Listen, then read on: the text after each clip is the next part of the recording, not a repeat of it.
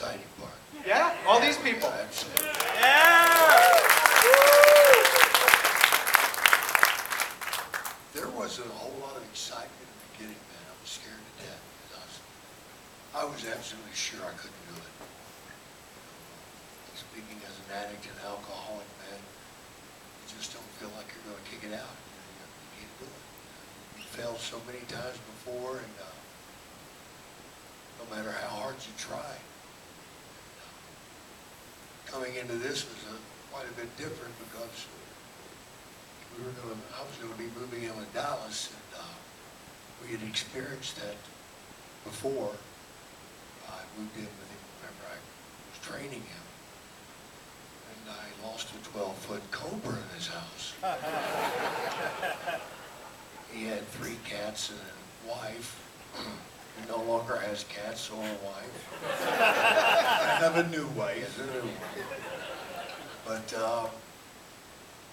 no, man, whenever I lied to Dallas and Steve going into this. I lost the weight that they asked me to do to make the move, but then I wasn't upfront about I'm still using. I just couldn't leave it alone. And it really made it tough moving in because that meant I went cold turkey.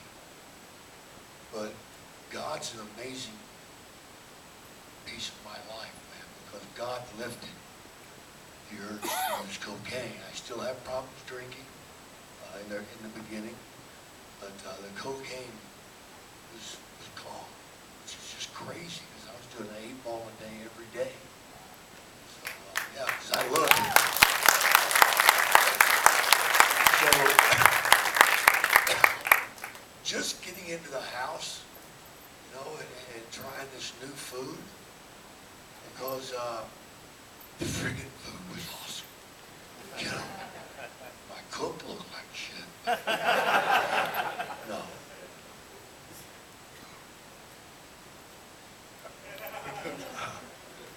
I just want to point something out. You just saw a bunch of names up there, right? And I'm sure if you were looking, but probably you weren't, if you were one of the people who helped out Jake and Scott when they reached out to you guys, every person who donated into there, whether it was for a picture, a phone call, whatever, their names are all in the credits. So thank you for that, because that was huge. And you also might see Jake walking with a cane right now. I tried to keep him from wrestling. He got back in the ring. He kept going, and now he has to have another hip. But this time, because of the work that Dallas put me through, and that I worked through, I did do it. I can afford my own hip, which is really cool. Steve, you got anything to say there? We don't mind. One of the most affecting parts, two of the most affecting parts of the film for me were those initial meetings, those initial calls. Scott, what was going through your head? We get a little bit of it in the movie, but what was going through your head when you first hear from Dallas and Jake when they make that phone call, and then from that first meeting getting off the airplane? There you go.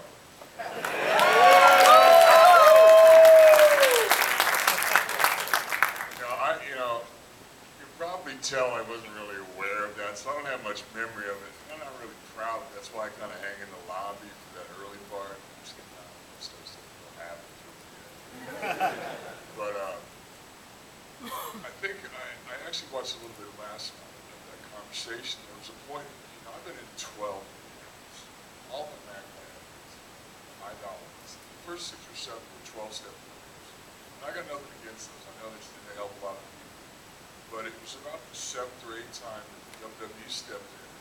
So you want to see this other place. They sent to a place in Houston. There was a dual diagnosis. There was a psych hospital. And they offer alcohol and drug abuse and counseling. And for me, it was like their position was, let's try to treat the root problem and not the symptom. The symptoms are alcohol and drug abuse, but what's kind of fueling that need. And that's when I started to gain a little traction, moving my way. Back to the long-winded answer to the question is, during the phone call, I said something that you hear in recovery all the time about spiritual awakening. And when I watched it last night, by the time I mumbled and slurred that out, I almost noticed then that my speech started. And I think then it was followed up by a voicemail, and I'm already like starting to feel better. And what really touched me was, because I've only watched the movie a couple times, I'm too proud of that guy. Jake said after the voicemail, I just said, wow, that's what it's about. So I kind of figured, hey, I kind of like most guys dream of. Now I'm all beat up and good enough. Hey, I didn't have the guts to kill myself because I believe it's a sin. I don't want to go to hell. But I didn't care if I died. Steve, going through the process of making this, 3 years, you saw a lot of ups and a lot of downs. Was there ever a point where you thought, we might not be able to get this to the point that we hope to get to?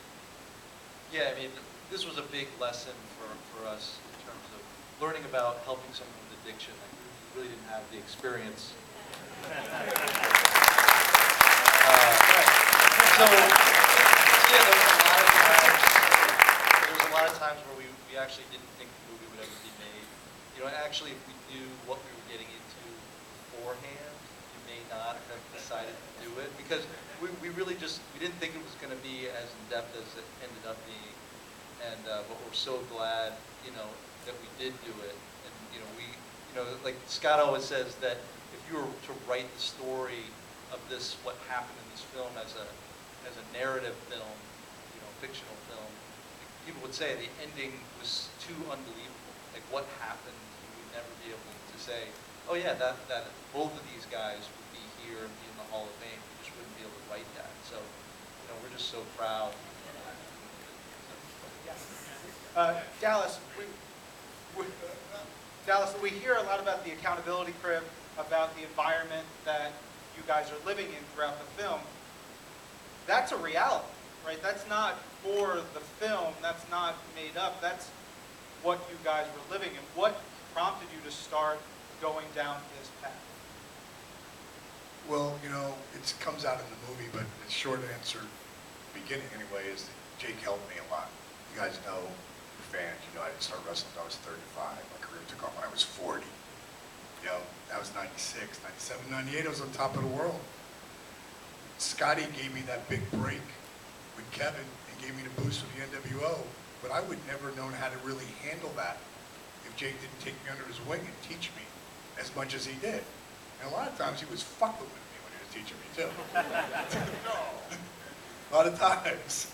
But it made me, you know, it made me really understand. He knew I'd work 5 times harder than anybody. So I just couldn't, it used to turn my stomach when I would think about, like, here's a guy who Stone Cold Steve Austin says, when I pick my top 5, he's in the 5.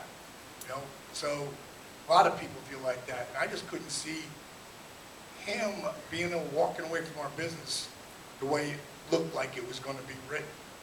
So I figured, you know, once Steve brought it to my attention, I said, I got Jake, he's going to start doing the program.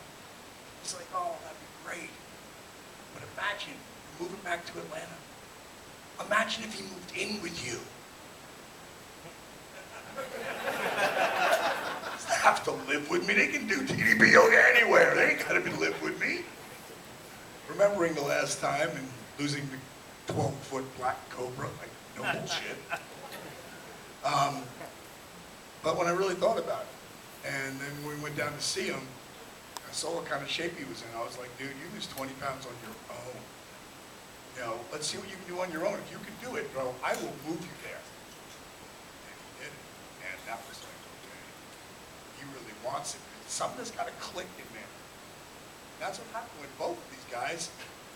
And at the same time, in the same year, in the same house. I mean, like, we couldn't have scripted this. We had cameras everywhere because it didn't want to miss anything. And there's things that we missed that were amazing. But we've got like 500 hours on tape. If you would have told me this guy over here, this is his first film, that he could have taken this story and made it a 9-hour miniseries, I'd say, okay, maybe he's got everything in there we need. He did. He made it 93 minutes.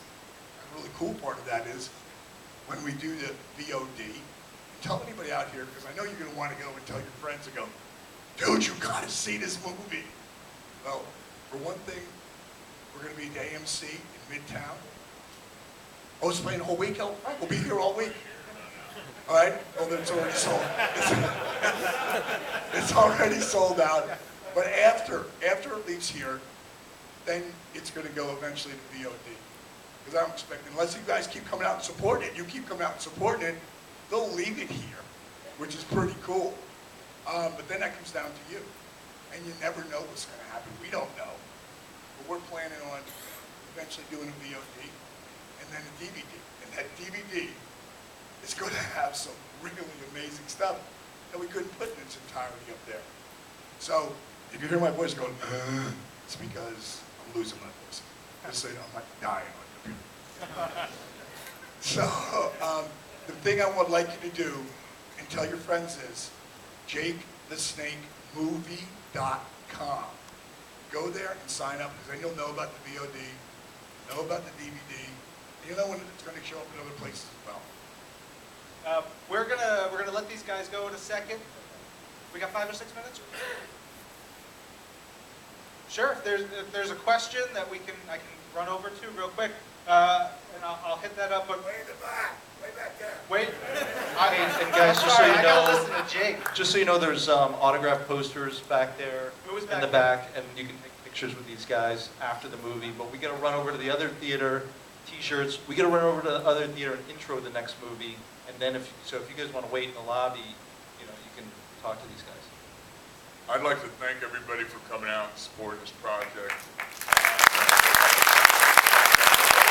If you enjoyed it, please go on your social media, go on Twitter, Instagram, all that, Facebook, please put it over. And if you didn't enjoy it, just keep your mouth shut.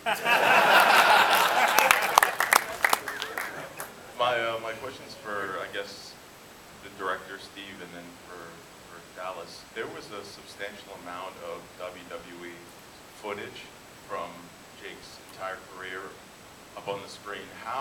They don't necessarily license footage too often for independent documentaries. How was it fair use? Did you license it? Did they just give it? How did the footage end up in the documentary? Yeah, just to keep it short, we didn't know that much about fair use. I knew of it, but I didn't really know. Fair use is basically this legal precedent where news and documentaries can use footage from other works like movies and TV shows and all that. So we did some research. We actually hired a really good legal firm called Donaldson and Caleb. And they do just about all of the big documentary movies. They make sure they look at all the footage you use, and they determine if it falls under fair use. And we were super nervous about it because we weren't sure if WWE would want to sell it to us or want to let us use it. But we went to this law firm and they reviewed the whole film and they said, guys, pretty much everything that you guys have in there is covered under fair use. So It's important because I went to them first. I went to Triple H. I handed the DVD to him. I wanted them to be a part of this project because I knew what would come out of it for them. This is like the best feel-good movie you've ever seen on WWE, period. And if you two knuckleheads would have kept it PG, quit dropping the F-bombs like crazy, we'd be on the WWE Network right now. that's what they said.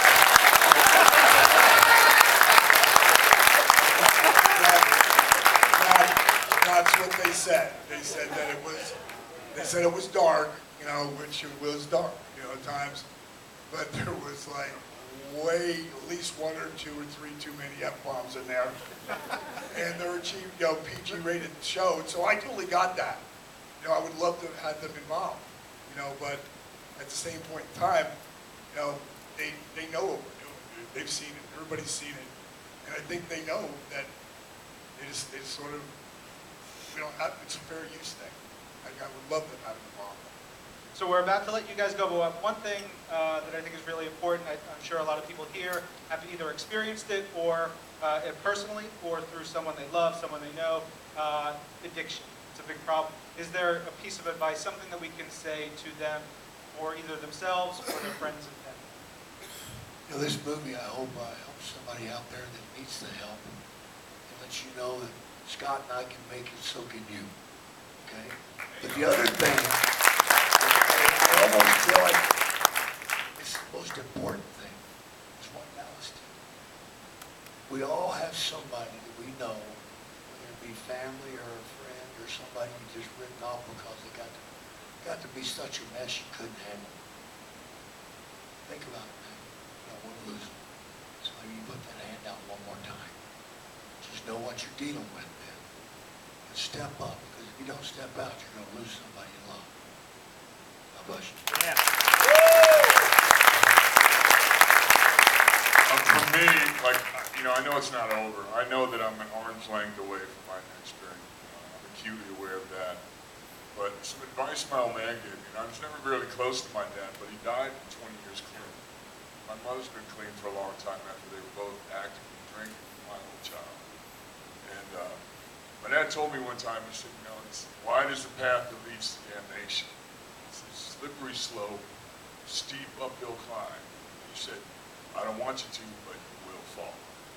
He said, if you're like me, and I suspect you are, that you don't want to fall on your ass because guys like us will get comfortable there and they stay there. He said, my advice to you is when you fall, try to fall forward. Because he said, guys like us, when you fall face down, get up. So thanks for coming. Thank you guys. Give it up for them. We'll make sure